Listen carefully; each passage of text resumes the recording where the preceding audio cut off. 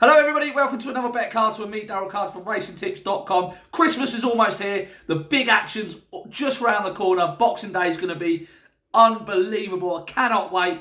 But until then, we've got a quieter Saturday, but a few selections to put out. Hopefully it makes a bit of early Christmas money. And the nap of the day is the first selection on TV. It is in the 205 at Haydock. It's Big Shark at around 6-4 if you're lucky. I think that's going to shorten up quite a bit. Now, this horse has only had 2 runs under rules, but did finish second on his first ever career start and a point-to-point back in April behind January Jets of Jessica Harrington's. I think that horse is going to be pretty useful.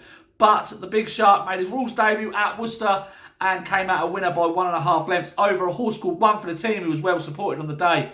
The Big Shark went off at 10-1 under Richard Johnson, was an unfancied runner on the day and did it quite nicely. He was very green at the finish, but did it really well. Now, the second One for the Team has came out and run really well with a mark of 126 in the Ladbroke Handicap Hurdle at Newbury, finishing second behind Champers on Ice.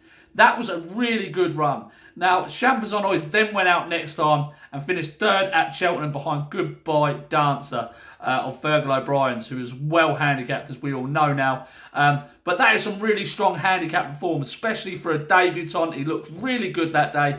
He then came out at Hereford next time in late November and beat none other than Mr. Muldoon by 10 lengths. He destroyed him. He was very powerful. It looked like he had learned a lot from his debut in jumping terms. And that horse, Mr. Muldoon, came out on Friday and bolted up off a handicap mark of 128. Now, Big Shark runs off a mark of 133 tomorrow at Haydock. Ben Jones takes off £5 for his claim. That's criminal. The fact that even Ben Jones gets a £5 claim, that is criminal.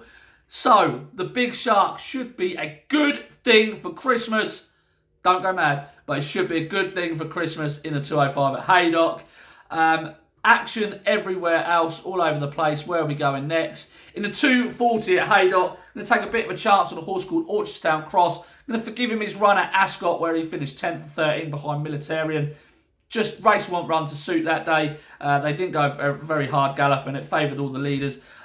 He's around 9-1. I think in this sort of race, he's worth taking an each way chance on. There's not a lot to look about any of the runners. I'd avoid the Klondike without the headgear on.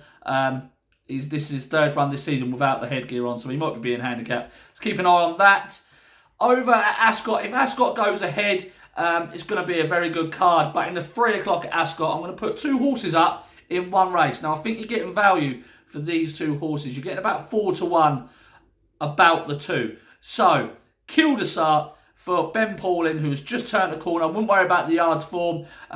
He's a class act in this field, and I do feel that he is better than a handicapper. He's unexposed at the trip. He won't mind the ground, and I think he's got plenty more to come. Had a lovely prep run for this behind Lost in Translation last time. The other horse is Jerry's Back, the horse that I banged on about for a long time 2 weeks back, and he absolutely disappointed me at Newbury. Now, Barry Geraghty's back on board now, and perhaps that was just a spin. Perhaps I should have been a bit more careful with that first time out. But Jerry's back. He's so well handicapped. He's been dropped another £2 down to a mark of 143. He's unexposed at the trip. He definitely wants 3 miles. Won't mind the ground. And he's got the novice form to back up his handicap rating. So those 2 are going to go very well in the 3 o'clock. And I cannot split them. So I'm backing them both. 6 and 7-1. You're getting around 4-1 on your money. So let's hope that one of those can do the business. And we'll have a cracking Christmas. I'll see you all before Christmas Day with some Boxing Day selections. So have a good drink and be merry until then. And I'll see you soon.